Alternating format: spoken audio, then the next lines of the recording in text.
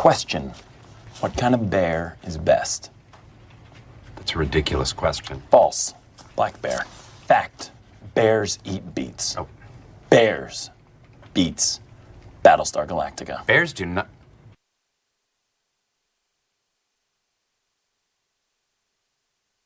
Yeah, Bob. You remember Bob, the guy that's gonna launch a nuclear attack? You got any more abuse you want to hurl my way?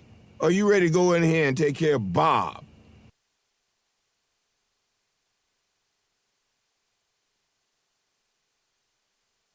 What do you propose, Bob?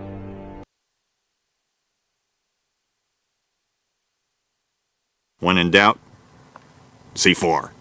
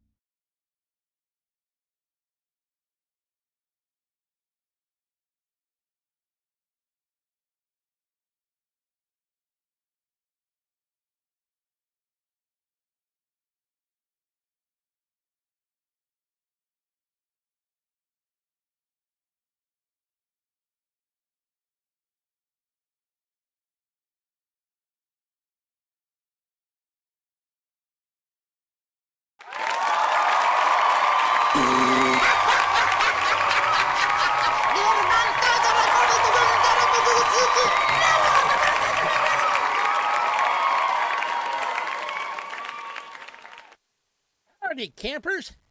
Your favorite crazy little penguin Bob here.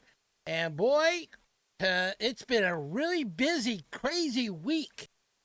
And we got a lot of things, a few things we're going to talk about tonight.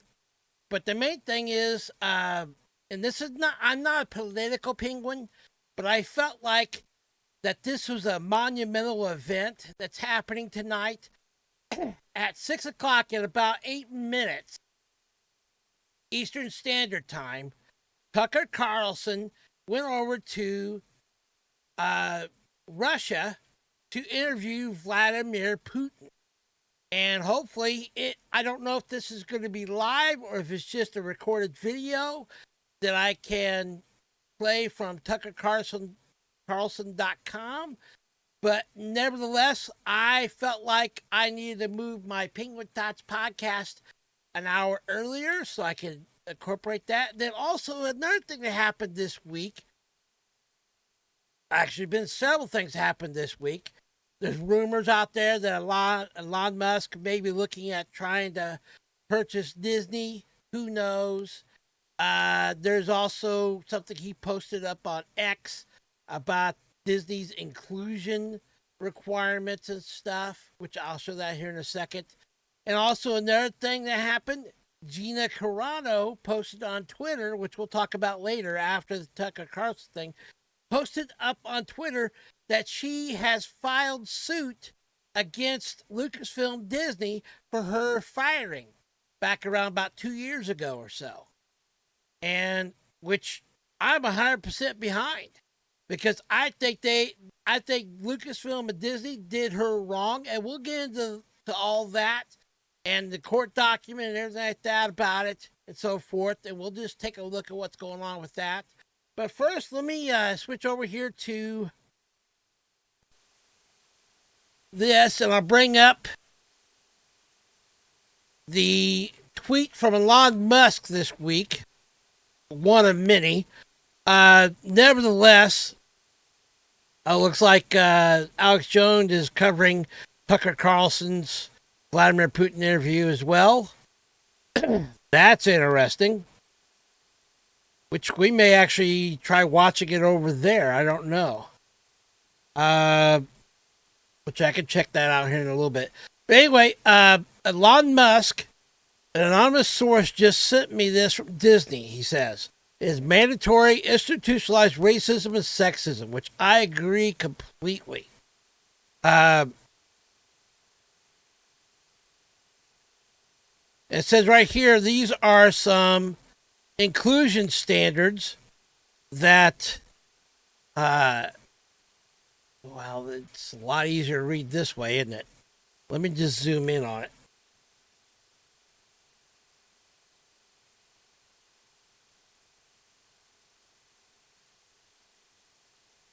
Standard on screen representation. I'm not going to get into all this, but I found this very interesting that this has been sent to Elon Musk from an anonymous source, probably someone that's with inside Disney or used to work for Disney. And we've been seeing this a lot lately, especially the last week I did a Penguin Thoughts podcast that Film Threat, Chris Gore from Film Threat, had several different people reach out to him from Hollywood that are working as writers for the WGA and so forth, and detailing their plan for all this stuff. Matter of fact, I believe on this post, Chris maybe even responded. Yeah, says, did you know about the Jedi training taking place within many unions in Hollywood? And he posted a link to what we covered last week. This was what we saw last week.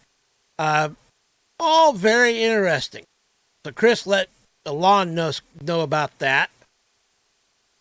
But nevertheless, here's the stuff that they're having people have to abide by in order to do. They have to, like, characters 50% or more regular recurring written characters come from the underrepresented groups. That being the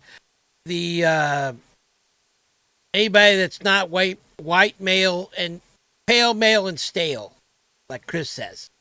Actually, Chris didn't say that. That's what the industry behind the scenes is saying. That is Hollywood's mantra now in the WGA. That the mantra is pale and male is stale. So anybody that doesn't fall in that category is considered an underrepresented group. Actors, 50% or more of the regular recurring actors must be from that same group. Secondary characters, meaningful inclusion of unrepresented groups as a secondary or more minor on-screen individuals. Series premise, meaningful integration of unrepresented groups and overall themes and more and narratives. In other words, pushing the agenda, the woke politics stuff. This is from Disney, inclusion standards, which we all knew Disney was 100% woke. But man, they just really have gone out of the way to make it that way. Episodic storytelling. Ongoing meaningful integration of underrepresented groups and episodic themes and narratives. In other words, basically anything that is on screen must have the underrepresented groups in it. Same with the creativeness and other certifications and so forth. It's just crazy.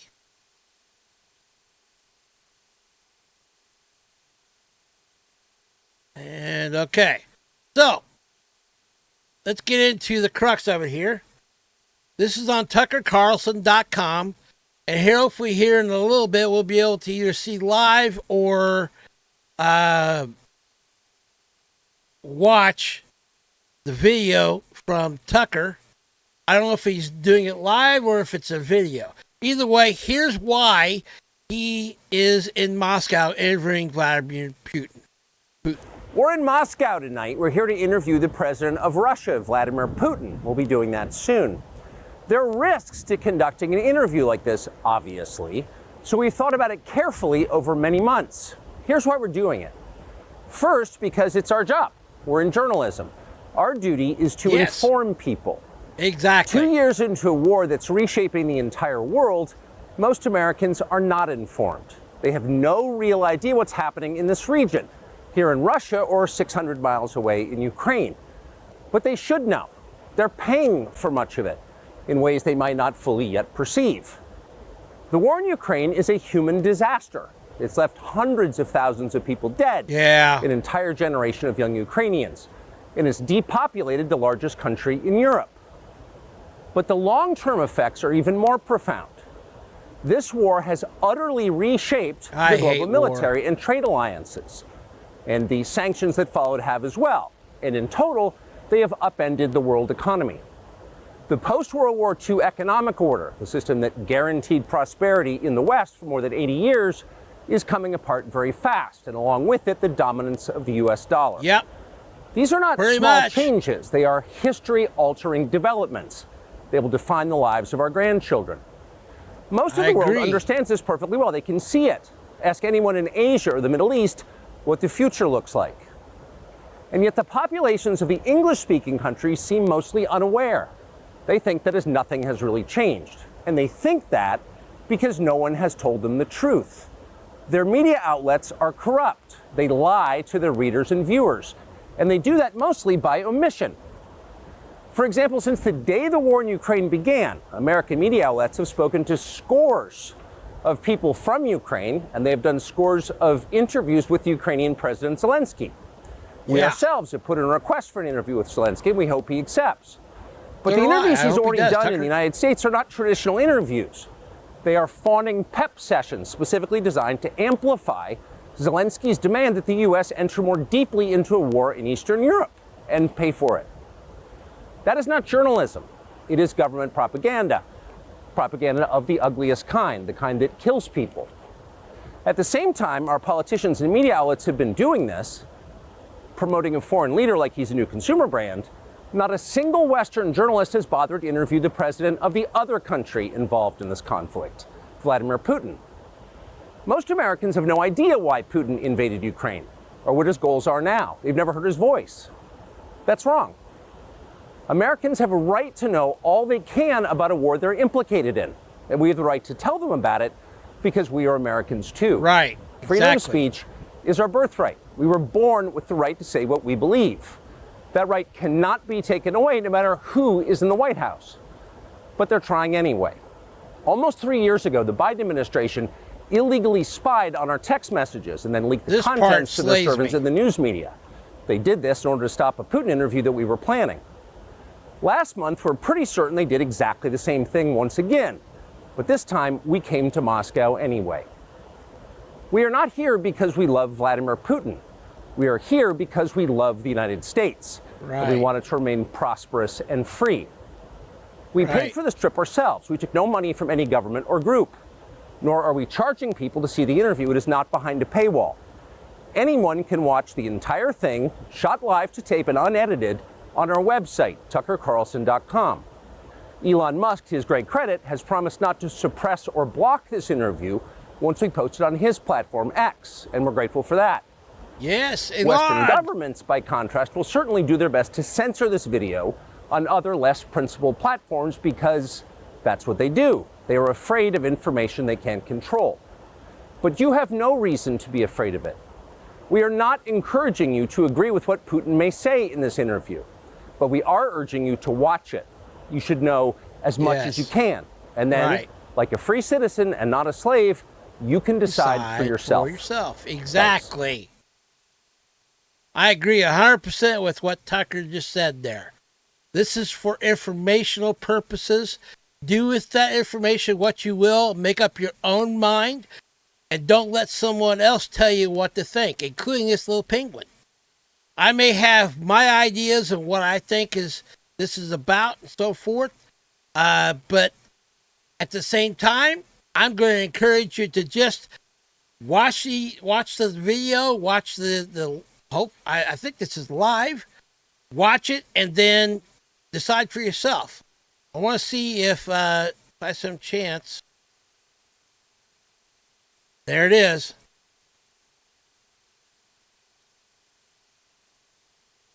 The following is an interview with the president of Russia, Vladimir Putin. 2 hours long. Shot February 6, 2024 at about 7 p.m. in the building behind us, which is, of course, the Kremlin.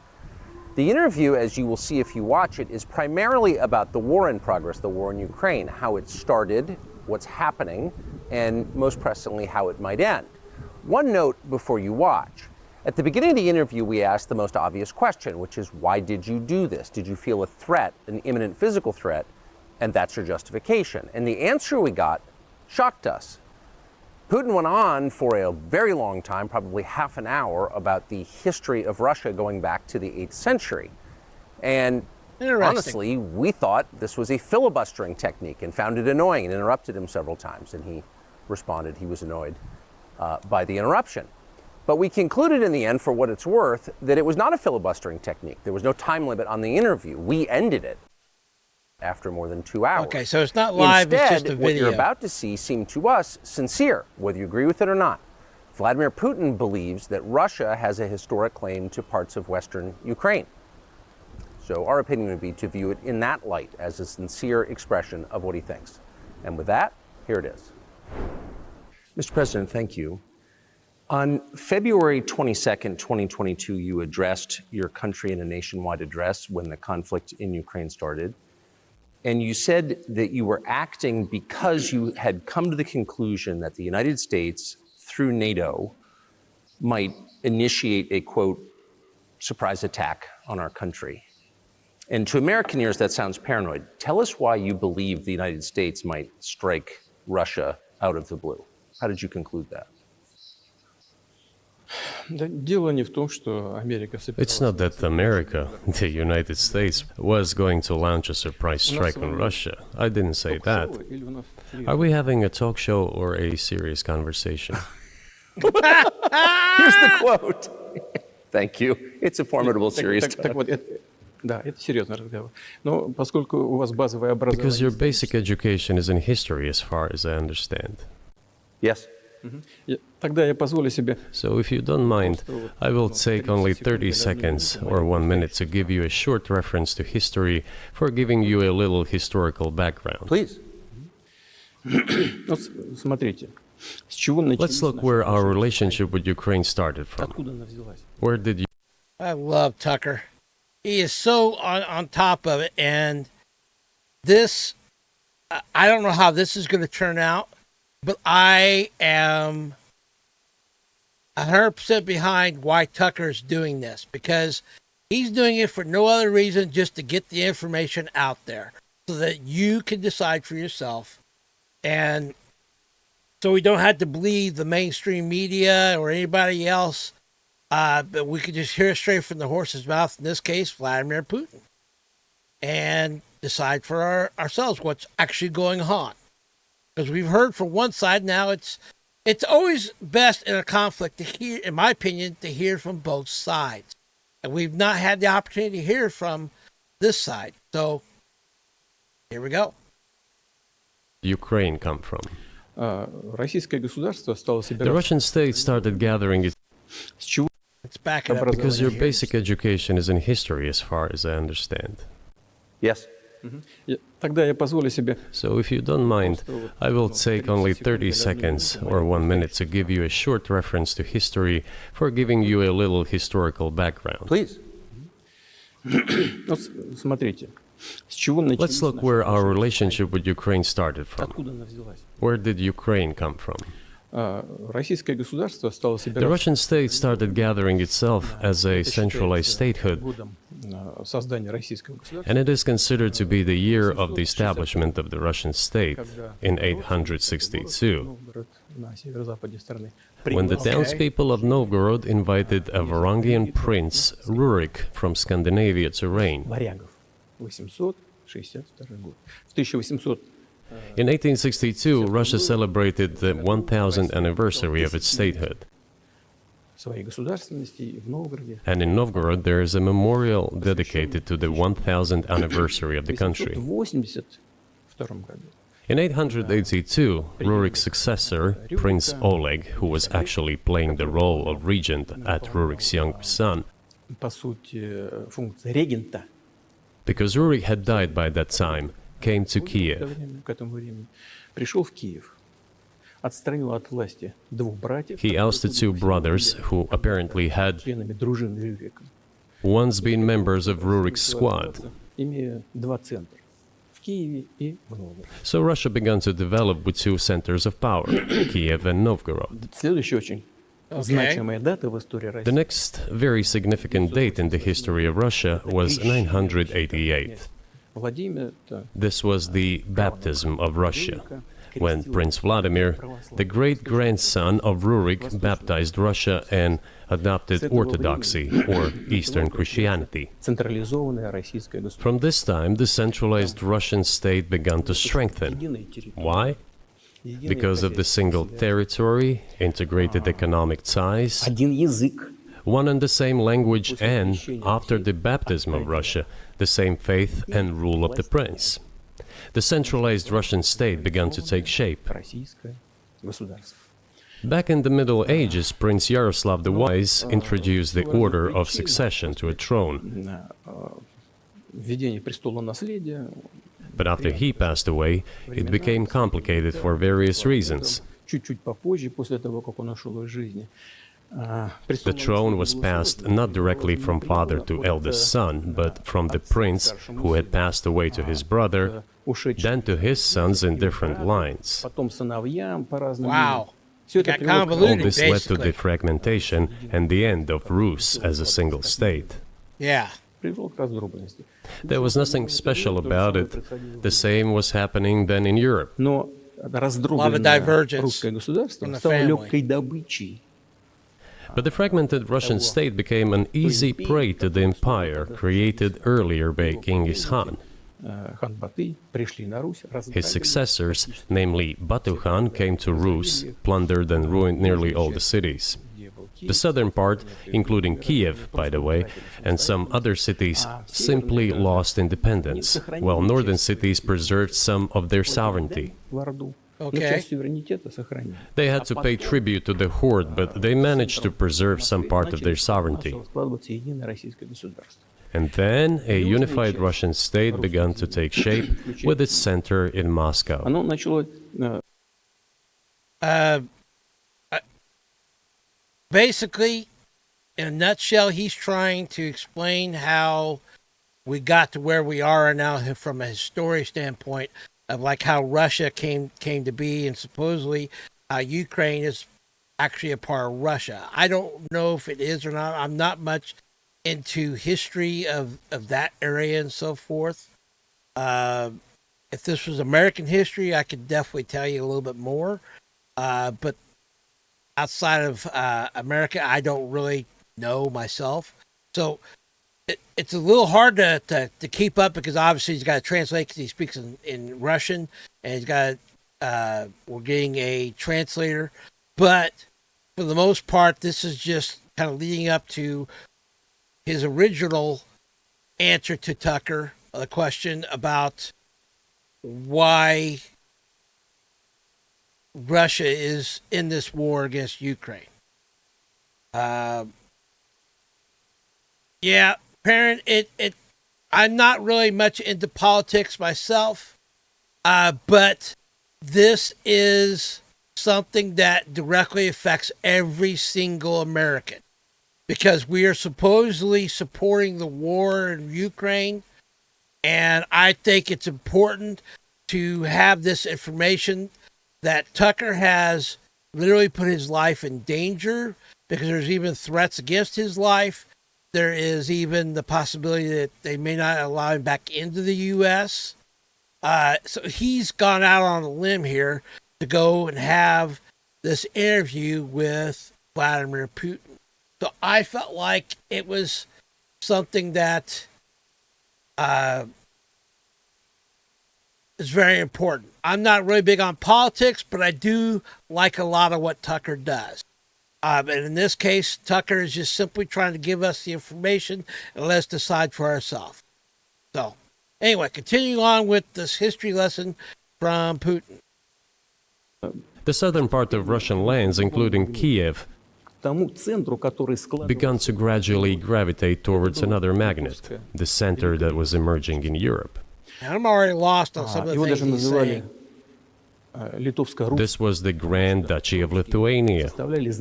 It was even called the Lithuanian-Russian Duchy, because Russians were a significant part of this population. Hopefully They Tucker's spoke getting the the old Russian language and were Orthodox.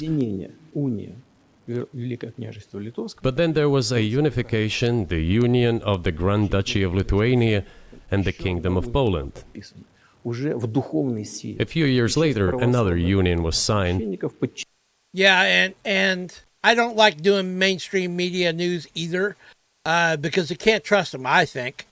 And to be honest with you, there's only maybe a handful of people out there that I trust from the media, and Tucker is one of them, because Tucker seems to be one that tries to just present the information from an unbiased standpoint. I mean, he may give his opinion, but he lets you know it's just his opinion, and he doesn't expect you to agree with his opinion, but just to take this information and decide for yourself.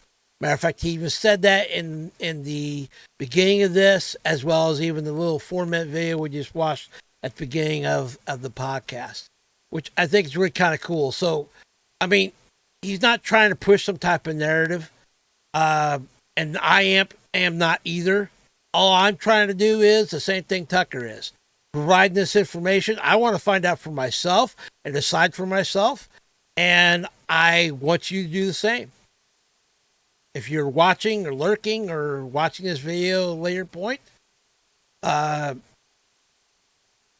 well, I know, but the fact is, this does affect how the U.S. is, because the Biden administration is 100% into this. And I'm not necessarily asking for your opinion or anybody else's opinion either. I just felt like this was informational. I am interested in watching it, as well as I felt like that if we didn't watch this, anything else I would do on Penguin Thoughts would be usurped, because the simple fact is everybody and their brother's watching this right now, because it just dropped at 6 o'clock Eastern Standard Time tonight. And this was recorded by Tucker on the 6th, 2 days ago. So, get back into it. But this time already in the religious sphere. Some of the Orthodox priests became subordinate to the Pope. Thus, these Let's back up a little bit here. This was the Grand Duchy of Lithuania. It was even called the Lithuanian-Russian Duchy, because Russians were a significant part of this population. They spoke the old Russian language and were Orthodox. But then there was a unification, the union of the Grand Duchy of Lithuania and the Kingdom of Poland. A few years later, another union was signed, but this time already in the religious sphere. Some of the Orthodox priests became subordinate to the Pope. Thus, these lands became part of the Polish-Lithuanian state.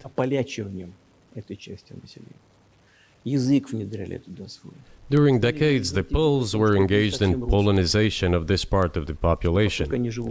They introduced their language there, tried to entrench the idea that this population was not exactly Russians, that because they lived on the fringe, they were Ukrainians.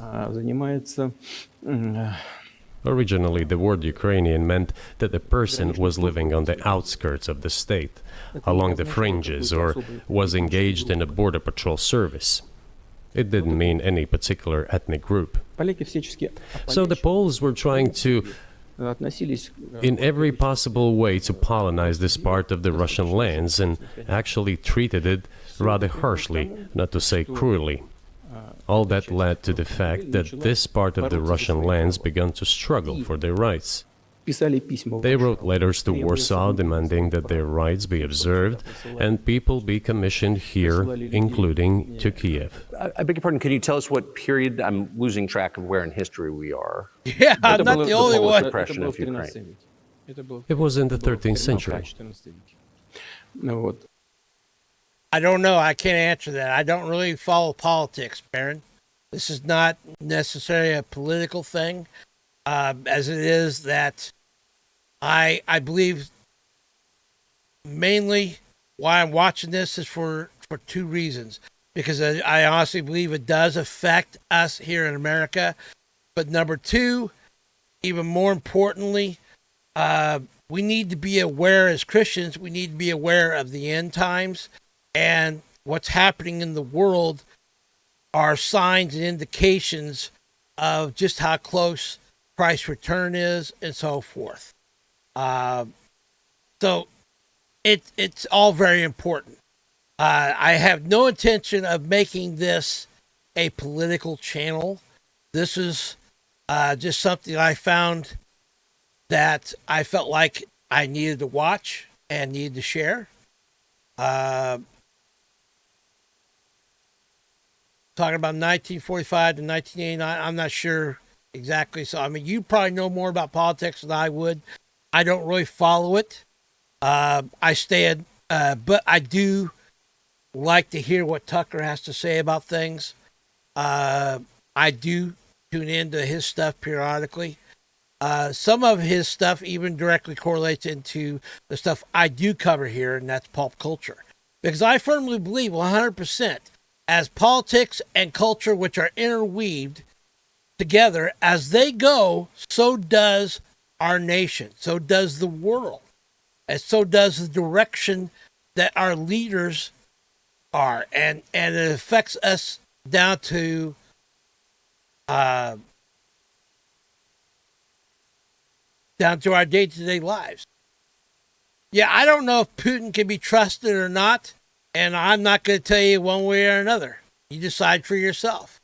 This is just one of those things that I felt like it's very important to know. So let's continue watching. В 13 веке. Это было в 13 веке. Значит, и Now I will tell you what happened Wait a minute, let me back to up. Kiev. Okay. For their rights. Tucker They interrupts wrote here, letters to and we'll find Warsaw out exactly what demanding he's that saying their here. rights be observed and people be commissioned here, including to Kiev. I beg your pardon, can you tell us what period? I'm losing track of where in history we are. это было The Polish это oppression было of в 13 Ukraine. веке. Это было It was in the это было в 13th century. 14 веке. Ну вот, в 13 веке. Это было в 13 веке.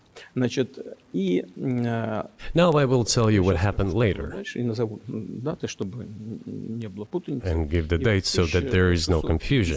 В 1600, And in 1654, even a bit earlier, чуть раньше даже, люди, которые контролировали the власть, people who were in control of the authority over that part of the Russian lands чтобы присылали к ним направление. addressed Warsaw, I repeat, demanding that they send them to rulers of Russian origin and Orthodox faith.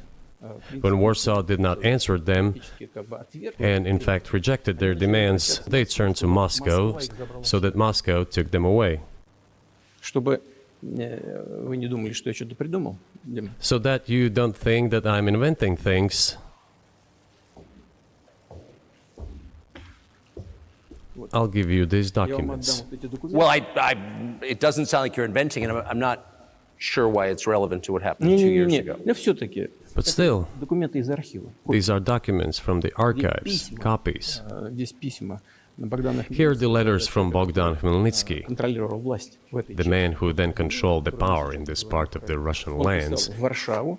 that is now called Ukraine. He wrote to Warsaw demanding that their rights be upheld, С просьбой взять их and after being refused, he began to write letters to Moscow, asking to take them under the strong hand of the Moscow Tsar. There are copies of these documents. I will leave them for your good memory. There is a translation into Russian. You can translate it into English later. потому что Russia would not agree to admit them straight away, assuming that the war with Poland would start. Nevertheless, in 1654, the Pan-Russian Assembly of top clergy and landowners, headed by the Tsar, часть древнерусских земель вошла which was the representative body of the power of the old Russian state, decided to include a part of the old Russian lands into Moscow Kingdom. перемирие было заключено. As expected, the war with Poland began. It lasted 13 years, and then in 1654, a truce was concluded. Мир с Польшей. So 1654 is when the Poland War with Russia ended, I guess, with a truce. Okay. Just trying to keep this stuff straight in my head. My head's starting to swim with all this history. And I get why he's doing all this to try to he wants to give context to Tucker's question. Вечный мир, как это было. And 32 years later, I think, a peace treaty with Poland, which they called Eternal Peace, was signed. Отошла к России. And these lands, the whole left bank of Dnieper, including Kiev, went to Russia. Затем во времена And the whole right bank of Dnieper remained in Poland. вернула все исторические земли. Under the rule of Catherine the Great, Russia reclaimed all of its historical lands, including in the south and west. Да, а вот This all lasted until the revolution. воспользовавшись Before World War I, организацией, Austrian General Staff relied on the ideas of Ukrainianization and started actively promoting the ideas of Ukraine and the Ukrainianization. в преддверии мировой войны, конечно, было стремление ослабить потенциал. Their motive was obvious. Было стремление Just before World War I, they wanted to weaken the potential enemy and secure themselves favorable conditions in the border area. So the idea which had emerged in Poland that people residing in that territory were allegedly not really Russians, but rather belonged to a special ethnic group, Ukrainians, started being propagated by the Austrian General Staff. которые говорили As необходимость far back as the 19th century, theorists calling for Ukrainian independence appeared. толпы украинской независимости, говорили, All those, however, claimed that Ukraine should have a very good relationship with Russia. настаивали. Вот.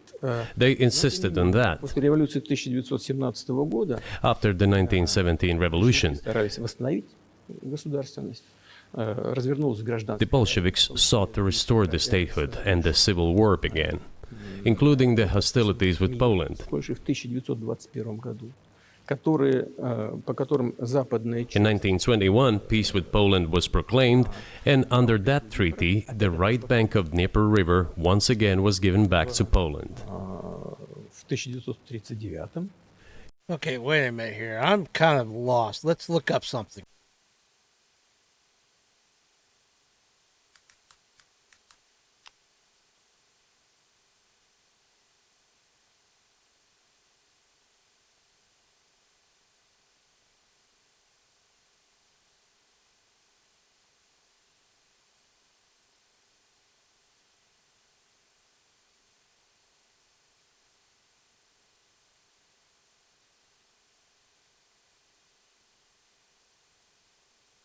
Okay. There's Poland and Warsaw. There's Lithuania, they're talking about. Here's Moscow.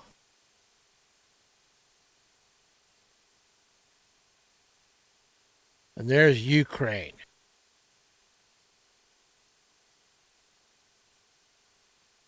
Okay. So their claim is that Ukraine used to be at one point part of Moscow, if I'm understanding correctly. I don't know. I can't keep it all straight. Maybe Tucker will be able to shed a little more light on this. In 1939, after Poland cooperated with Hitler, Сотрудничала с Гитлером, а Польша сотрудничала. it did collaborate with Hitler, you know? Hitler offered Poland peace and a treaty of friendship, В архивах есть. Предлагал с Польшей an alliance demanding in return that Poland give back to Germany the so-called Danzig corridor, which connected the bulk of Germany with East Prussia and Königsberg. основную часть Германии с Königsberg.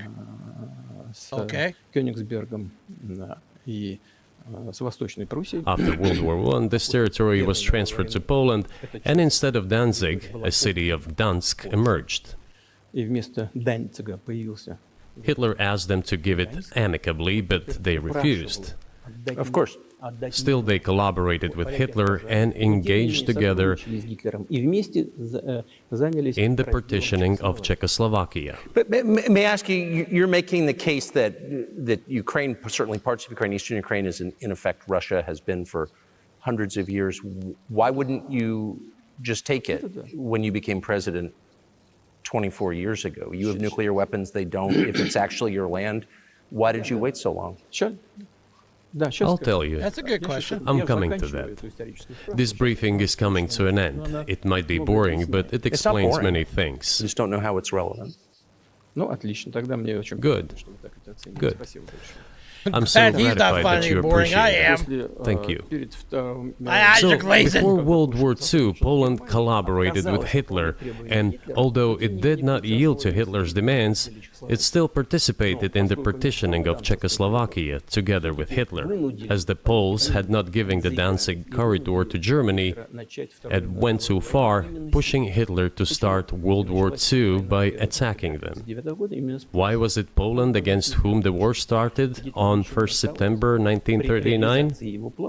Poland turned out to be uncompromising, and Hitler had nothing to do but start implementing his plans with Poland. И Советский Союз By the way, the USSR, I have read some archive documents, behaved very honestly. войска на помощь Чехословакии. It asked Poland's permission to transit its troops through the Polish territory to help Czechoslovakia. Было сказано, что если даже советские But the then Polish foreign minister said that if the Soviet planes flew over Poland, they would be downed over the territory of Poland. война началась, But that doesn't matter.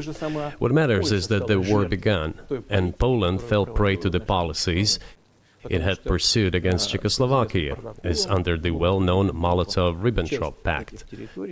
Part of the territory, including western Ukraine, was to be given to Russia. Thus, Russia, which was then named the USSR, regained its historical lands. After the victory in the Great Patriotic War, as we call World War II, эти территории окончательно были all those territories were ultimately enshrined as belonging to Russia, Польша to the USSR. при этой компенсации, так надо полагать. As for Poland, it received, apparently in compensation, the lands which had originally been German. Западная, восточную часть The eastern parts of Germany, земли. these are now western lands of Poland. Сегодня. Ну, естественно, и опять вернули. Of course, Poland regained access to the Baltic Sea and Danzig, Вернули Данциг, который опять стал называться. which was once again given its Polish name. Вот таким образом сложилось. So this was how this situation developed. Формирование Советского Союза, это уже 1900 In 1922, when the USSR was being established, большевики начали формировать the СССР. Bolsheviks started building the USSR and established the Soviet Ukraine, which had never existed before. Right. Который до сих пор вообще не существовал. При этом Сталин настаивал, Stalin insisted that those republics be included in the USSR as входили в качестве автономных образований. autonomous entities. Основатель советского государства Ленин настоял. For some inexplicable reason,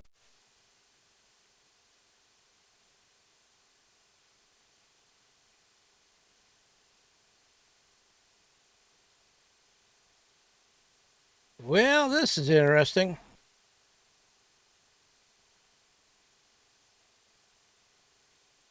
I just got a thing from YouTube. Content ID warning.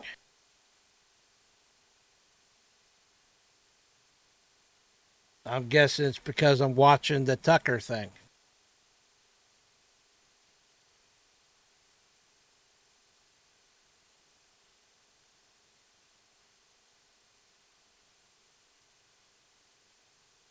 So,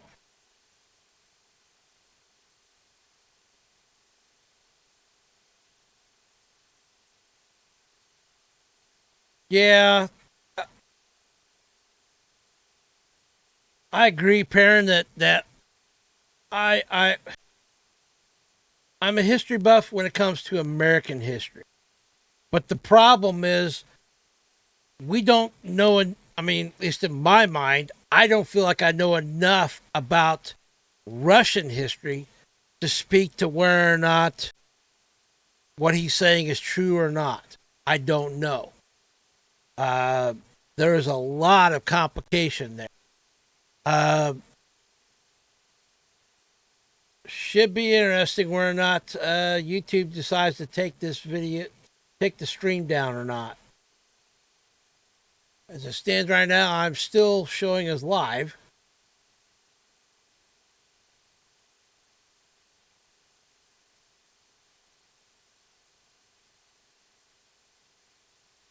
And if it turns out that they do take me down, then I will switch over to Rumble.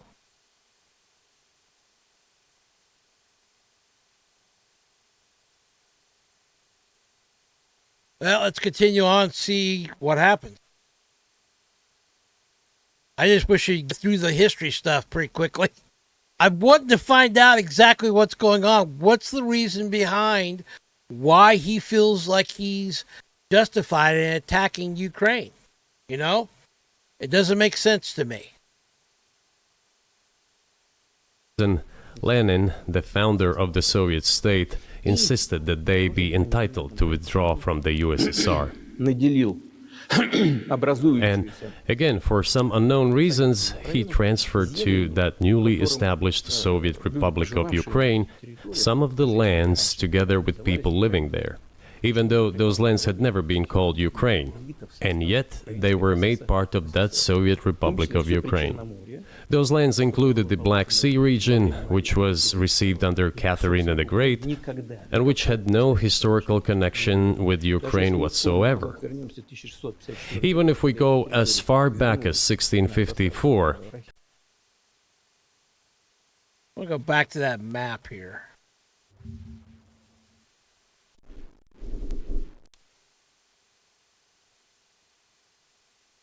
Okay, so there's Germany.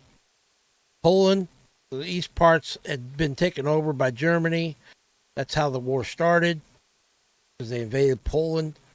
And after all this, Poland got their lands back. Part of the west part of Poland now.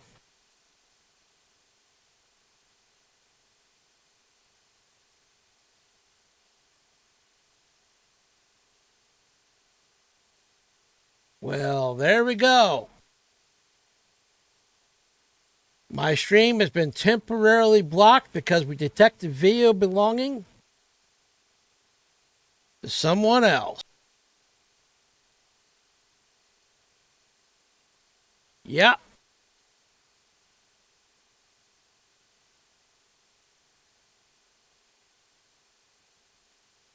So let me do this.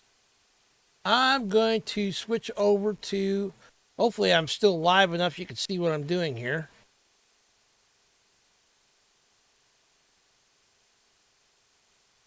I think I'm just going to move this over to Rumble.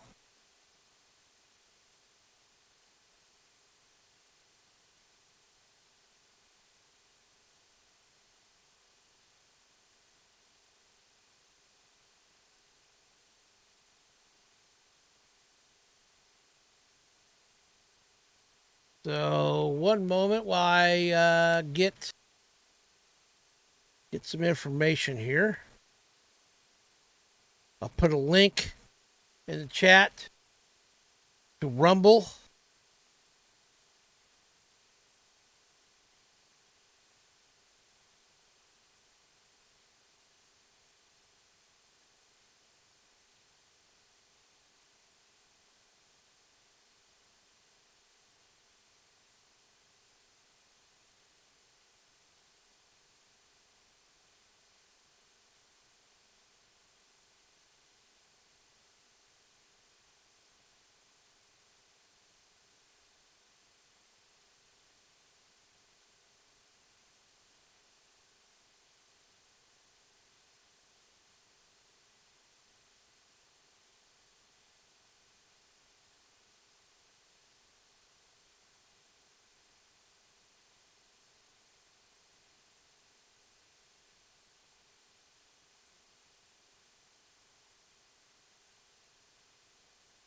Oh, I'm sure he probably does still think that way.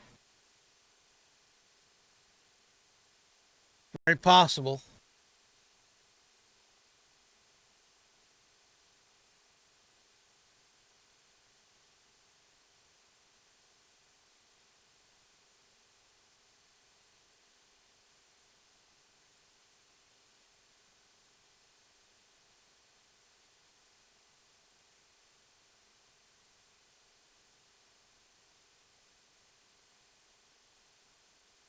Okay, I have posted the link to Rumble, where I'm going to shut down this stream and just switch over to Rumble to finish watching it. So I'll see you guys over there. I'm going to stop the stream and start up Rumble stream.